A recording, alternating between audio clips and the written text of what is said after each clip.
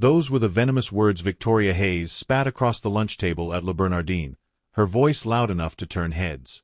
Her husband sat across from her in silence, his hands folded calmly on the white tablecloth. She had no idea that the waiter approaching their table carried a document that would destroy everything she thought she knew about power, wealth, and the man she had spent 5 years belittling. What happened next will make you question everything you think you know about marriage, betrayal, and the cost of arrogance. Viewers, what would you do if your spouse publicly humiliated you in front of an entire restaurant? Drop your thoughts in the comments. The morning had started like any other Tuesday. Daniel Hayes woke at 5:30 a.m. in their modest Brooklyn apartment. The alarm buzzed softly. He silenced it before it could wake Victoria. He showered, dressed in his usual gray suit, and made coffee. 2 cups. One for him, one left on the nightstand for her. She didn't wake to thank him. She never did. By 6:45 a.m., he was out the door. The subway carried him downtown through the dawn light. He worked as a senior accountant at a mid-sized firm. Decent pay. Stable. Quiet. Victoria had married him 7 years ago when things were different. When she still believed in him. When she still smiled at his jokes and held his hand at dinner. But somewhere along the way, her ambitions had outgrown him. Or at least, that's what she told herself. She worked in marketing at a luxury brand. She attended galas. She networked with executives who wore watches worth more than Daniel's annual salary. And slowly, she began to see him as an anchor rather than a partner. Last night, she'd come home late from a work event. Daniel had waited up, dinner still warm on the stove. "Did you eat?" he'd asked. "I ate at the event," she said, brushing past him. "With people who actually matter." He said nothing. He wrapped the food, put it in the fridge, and went to bed. That morning, Victoria had woken with a text on her phone. It was from Marcus, her colleague. The one with the corner office and the Rolex. "Lunch today? I want to hear more about your ideas." She'd replied immediately. "Yes." "Where?" "Le Bernardin. 1 p.m. Her heart raced. Le Bernardin. One of the most expensive restaurants in the city.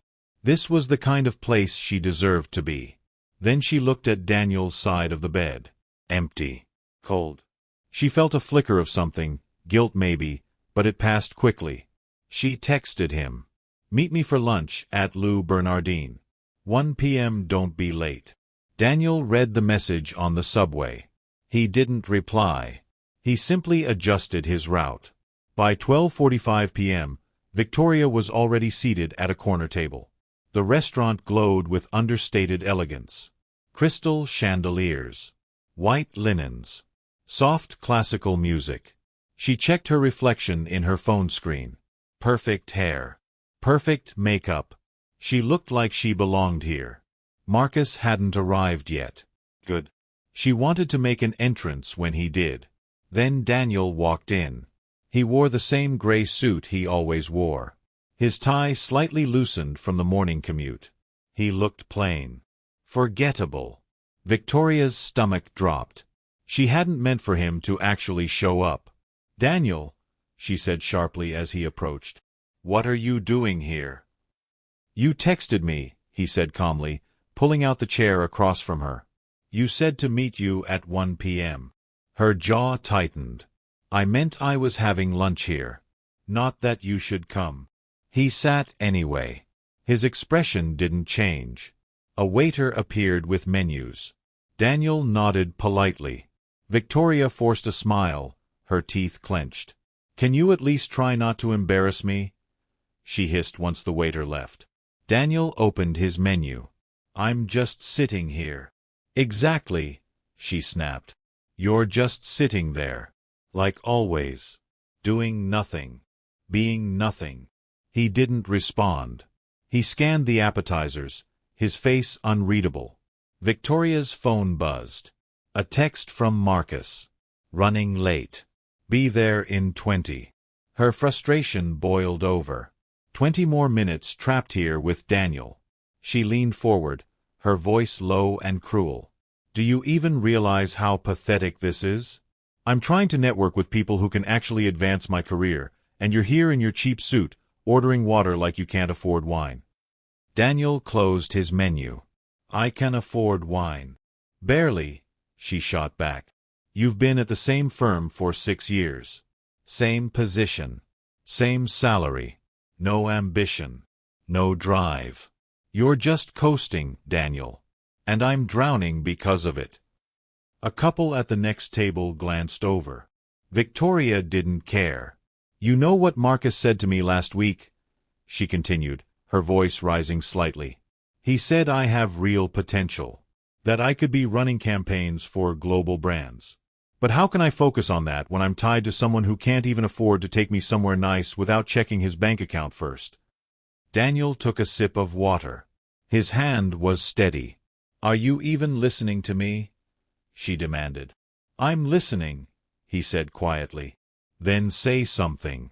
Defend yourself. Do something. He set the glass down. What would you like me to say? Her eyes flashed. I want you to admit it. Admit that you're not a real man. That you've been holding me back. That I deserve better than this. The words hung in the air like smoke. Several diners had stopped eating. The restaurant felt quieter now, as if holding its breath. Daniel's expression didn't change. He simply looked at her, his gaze calm and steady.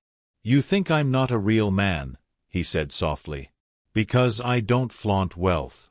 Because I don't need to prove myself to strangers. You don't prove yourself to anyone, she hissed. Not even to me. He nodded once. You're right. I don't. Victoria leaned back, satisfied. Finally, an admission. Finally, the truth. But then Daniel did something unexpected. He raised his hand slightly, catching the attention of their waiter. The waiter approached immediately. Yes, sir. I'd like to speak with the manager, please, Daniel said. Victoria frowned. What are you doing? Just wait, he said. The waiter nodded and disappeared. Moments later, a man in a tailored suit approached their table. The manager. His expression was polite but attentive. Mr. Hayes, the manager said warmly.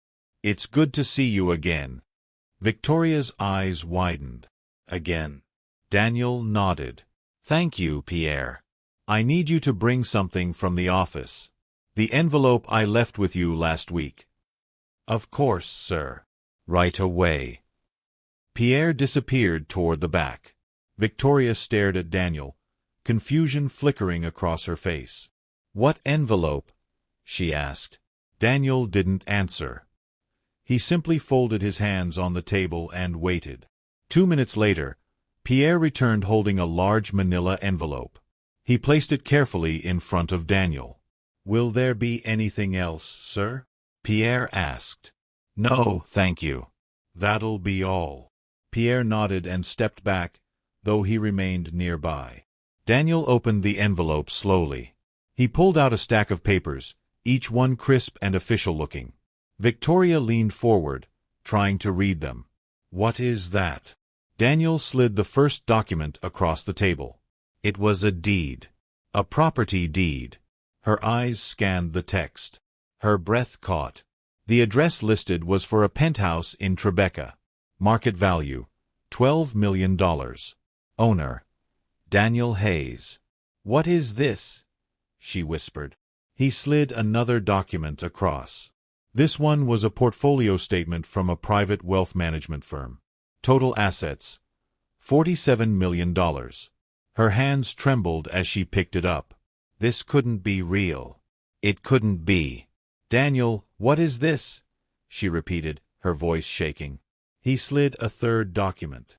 This one was a letter on official letterhead. It was from the CEO of Arcadia Holdings, one of the largest private equity firms in the country. The letter read, Dear Mr. Hayes, thank you for your continued partnership.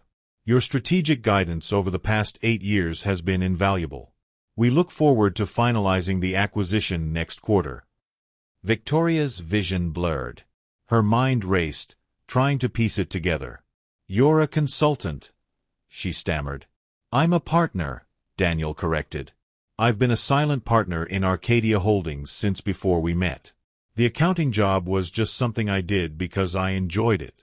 But my real work has always been behind the scenes. Her mouth opened, but no sound came out. He pulled out another document. This one was a prenuptial agreement. Their prenuptial agreement. The one she'd barely glanced at 7 years ago, too eager to say yes to the wedding she'd always dreamed of. Page 7, Daniel said, pointing. Section 12. In the event of marital dissolution due to infidelity or abandonment, the offending party forfeits all claims to shared assets. Victoria's hands shook as she flipped to the page. The words swam before her eyes. She saw her own signature at the bottom. Witnessed. Notarized. I haven't been unfaithful, she whispered. No, Daniel agreed. But you've made it clear, publicly and privately, that you view this marriage as a burden. You've told me repeatedly that I'm not worthy of you. And last week, you told Marcus that you were planning to leave me. Her blood ran cold. How did you? You left your laptop open, he said simply. I saw the messages. Tears blurred her vision. Not tears of sadness. Tears of panic. Daniel, please. I didn't mean those things. I was frustrated. I was venting. He gathered the documents and slid them back into the envelope. I know what you meant. Please, she whispered. We can fix this. I'll change. I'll be better. Just give me another chance. Daniel stood. He placed $300 bills on the table. Enough to cover their untouched meals and a generous tip. Goodbye, Victoria, he said. He turned and walked toward the exit. Pierre, the manager, gave him a respectful nod as he passed. Victoria sat frozen, the document spread before her like evidence at a crime scene. Around her, diners whispered. Phones were out.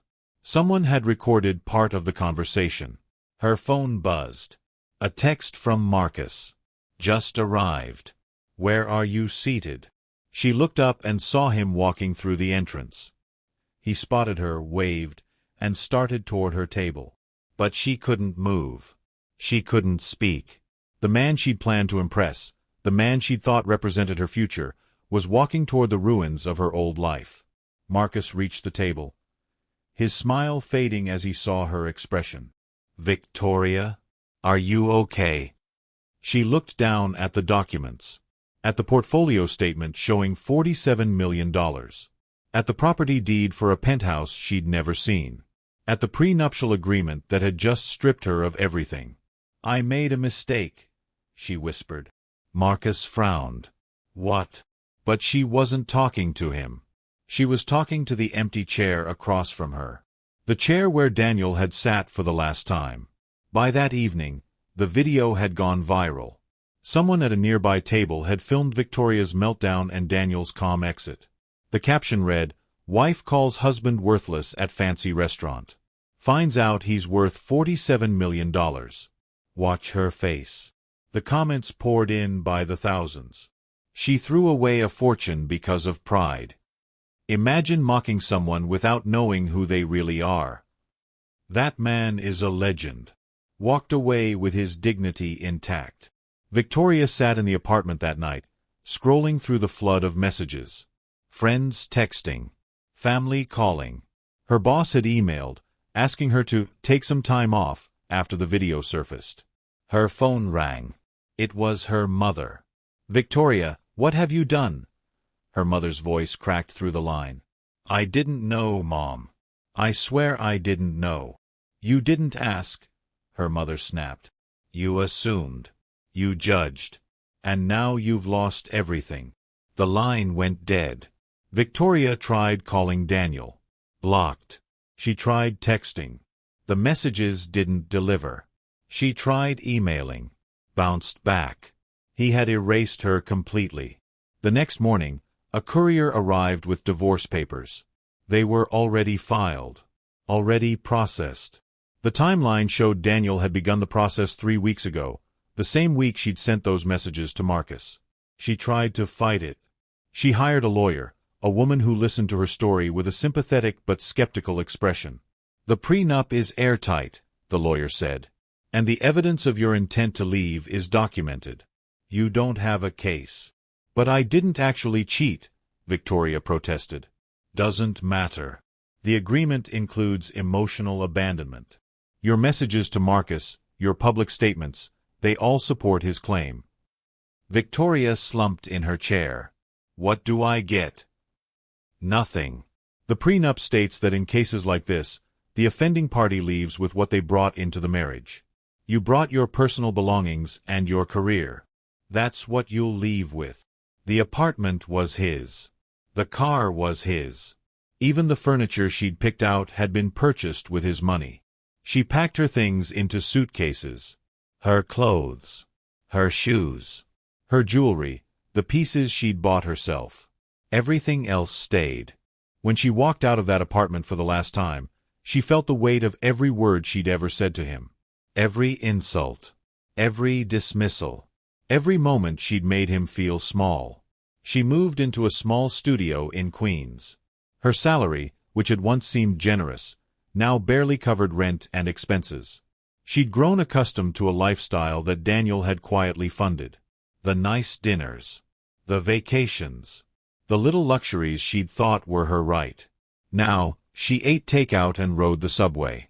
She avoided restaurants like Le Bernardin, the places where she might run into people who'd seen the video. Marcus stopped texting after the second week. He distanced himself the moment the story broke. Turns out, he didn't want to be associated with the woman who'd humiliated herself online. Meanwhile, Daniel's life moved forward. He didn't gloat. He didn't post about his freedom. He simply existed, quietly and powerfully, the way he always had. One evening, 3 months after the divorce was finalized, Victoria saw him. She was walking through Tribeca, heading to a friend's apartment, when she spotted him outside a building. The building from the deed. His building. He was laughing with a woman. She was elegant, poised, her hand resting lightly on his arm. They walked inside together, and the doorman greeted them warmly. Victoria stood across the street, hidden in the shadow of a storefront. She watched the lobby lights glow. She imagined the penthouse above. The life she could have had. But she'd chosen differently. She'd chosen pride over partnership. Appearances over authenticity. And now, she stood alone on a cold street, watching the life she'd thrown away continue without her. Back in her studio that night, Victoria sat on the edge of her bed. The walls were thin. She could hear her neighbors arguing through the plaster. She opened her phone and looked at old photos. Pictures of her and Daniel from years ago. A trip to the coast. A quiet dinner at home. His arm around her shoulders, her head resting against his chest. He'd been enough then. More than enough. But she'd convinced herself he wasn't.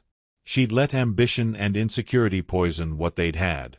And now, the only thing left was the lesson. Some people spend their lives chasing worth in others, never realizing the value of what they already hold. Victoria had held a diamond and traded it for glass, simply because the glass sparkled louder. Daniel had never needed to prove himself. His worth was quiet, steady, unshakable. And by the time she realized that, it was too late. She turned off the light and lay in the darkness, the silence pressing down like a weight. Across the city, Daniel stood on his balcony, the skyline stretching before him. The woman from earlier, Elena, was inside, making tea. They'd met at a charity event. She was kind. Grounded.